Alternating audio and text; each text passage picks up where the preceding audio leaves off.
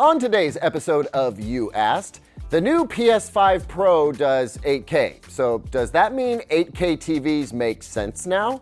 How many years should you keep a TV before replacing it? How does the way a TV makes a picture match up to how our vision works? And which is better at upscaling, your game console or your TV?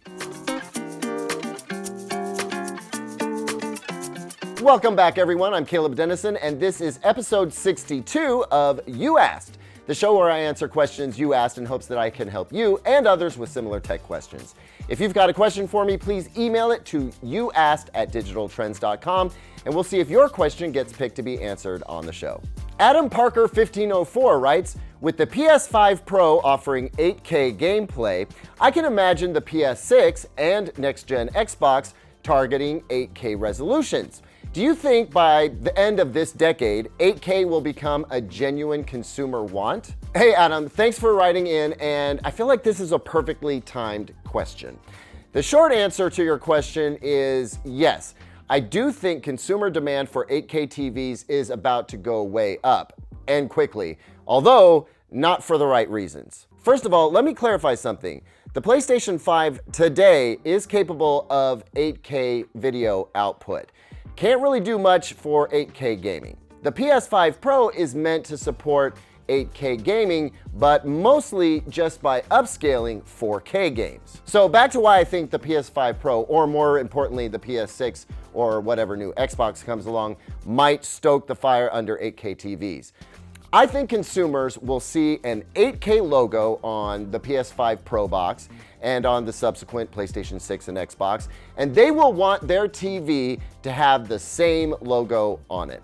Cue the keyboard warriors commenting about how Sony is generating false demand for 8K TVs, but I don't actually think that's what's happening. Here's the deal. I don't see native 8K games coming anytime soon. It takes a monumental amount of processing power to render just 4K games at higher frame rates.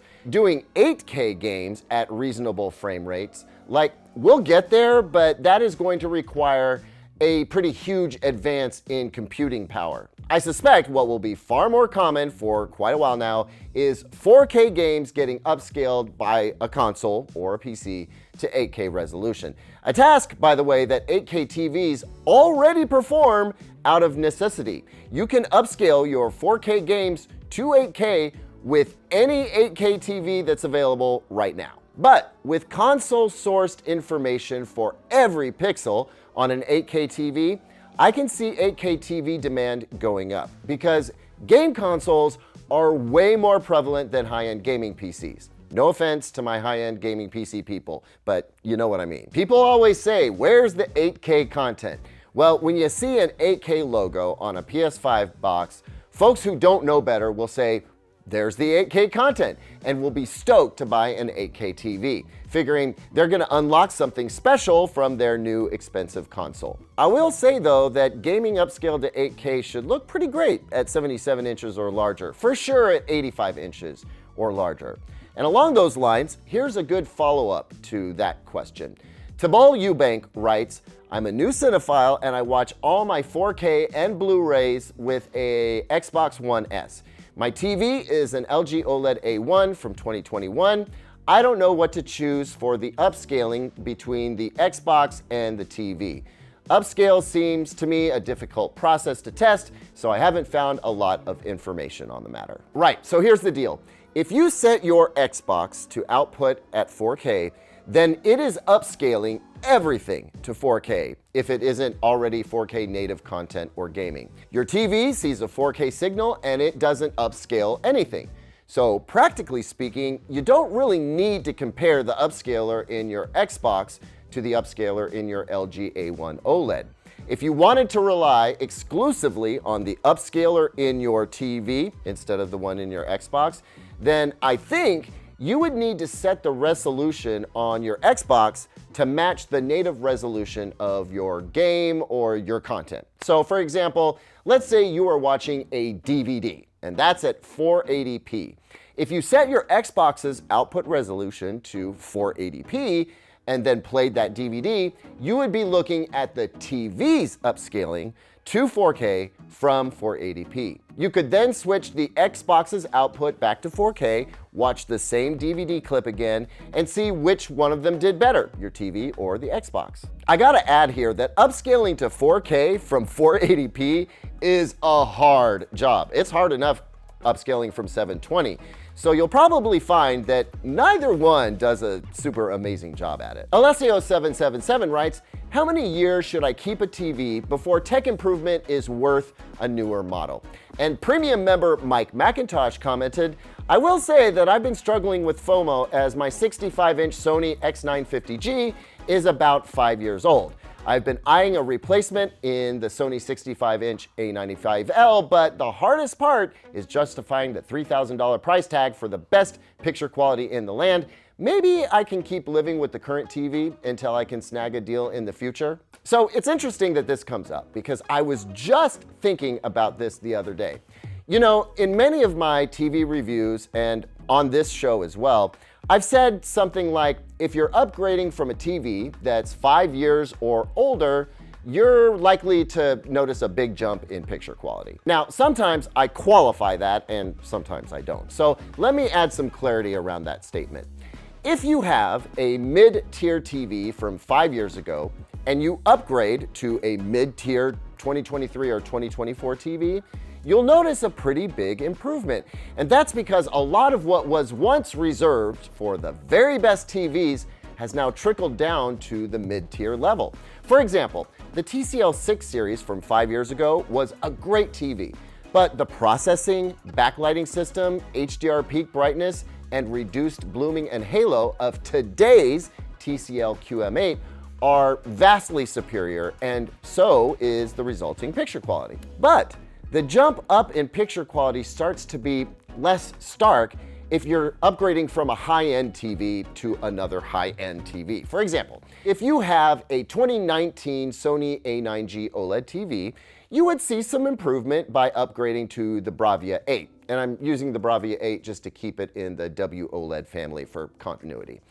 But the difference between those two TVs would be far less noticeable than the difference between a 2019 TCL 6 series and a 2024 TCL QM8. At the end of the day, you need to look at what you've got now and compare it to what you can get today at or around the same price, adjusted for inflation. Mini LED backlights are far more common on mid-tier TVs now, not just super high-end TVs. Processing has gotten better for some brands like TCL and Hisense, whereas Sony's processing, while slightly improved, has seen less improvements because it was so great to begin with. So where am I going with this?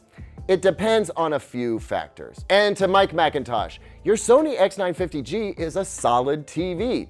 The A95L is significantly better just by nature of being an OLED, but also it's an exemplary TV. But yeah, that price tag is steep, I get it. Zunaid from Dubai writes, I had an interesting shower thought the other day.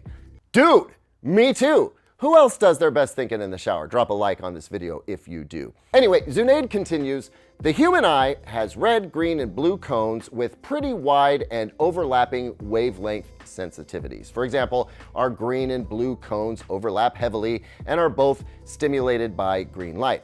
And this made me wonder, do the RGB pixels on our TVs emit a broad range of wavelengths matched to what our cones are sensitive to, or do they just emit a narrow band of wavelengths each? How would it impact our perception of TV color if it was one or the other? Bonus question, how are cameras and displays calibrated for color recording and reproduction accuracy? How do we know the RGB wavelengths recorded by the camera sensor are the same wavelengths displayed by the TV's LEDs? Okay, so first a clarification. LEDs don't make the colors on your TV. That's the color filter's job, but we'll get back to that. I love this question for so many reasons. First, we get to talk about color theory and we get to talk about why display calibration is so important. So the retinas in our eyes contain two different kinds of photoreceptors, rods and cones. Rods perceive levels of light, so broken down simply, that's basically contrast. And the cones perceive color. We have a cone for reds, a cone for green, and a cone for blue. Now, Zunaid, you mentioned that there's overlap among those cones in terms of the wavelengths of red, green, and blue that we perceive, and that's correct.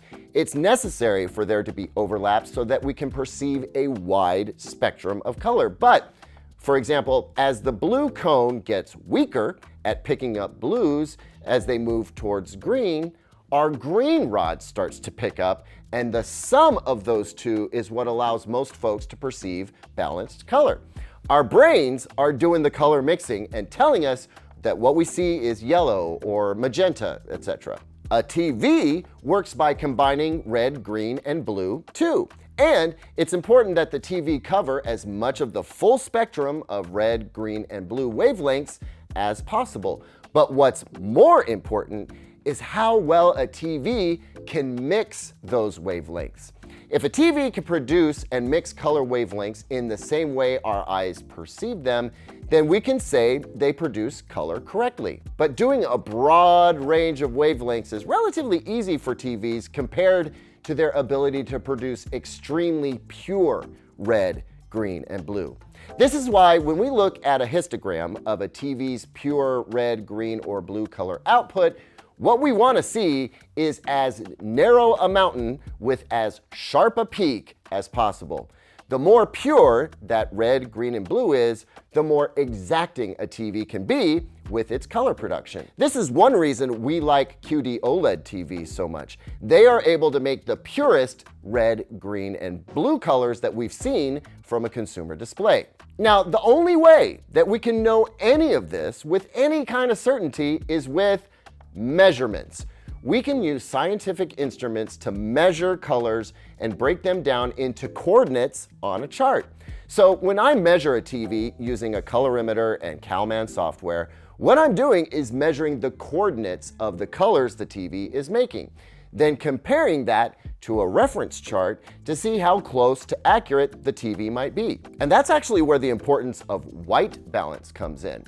I talk a lot about how well a TV matches its whites up with a D65 white point. What that means is that we need to see a TV producing white at 6,504 degrees Kelvin. This reference white point is what is typically used during both the capture and reproduction of images. And we use it because it is meant to most closely represent daylight. If a TV's white balance is off, that means its color is going to be off too. Now, to answer your bonus question, the only way we can know if a camera is capturing color wavelengths accurately is by, again, measuring what it recorded. If we can just get the camera to accurately record what is happening in real life, then we're good. Of course, not all cameras do that, which is why color correction is so important. Of course, a lot of the art in video and still images is in the manipulation of color to achieve a desired effect. Part of what we like about movies, TV, and photos is that they're often not a perfect facsimile of real life. I mean, if you looked at the raw footage captured when the Matrix movies were recorded, you'd notice that it doesn't have that distinctive green hue. The colorist made that greenish look after the fact. And the Matrix movies look the way they do because of that artistic choice. Anyway, this whole topic goes much, much deeper, but hopefully you all understand a bit better how important measurements and accuracy are for displays and cameras. Thanks so much for watching, everyone. What did you think about this week's topics? Let me know down in the comments so that we can make better and better episodes. Slap this video with a like if you think somebody else might enjoy it too. Subscribe to see more. I'll see you on the next one, and until then, here's 2 other videos I think you might like.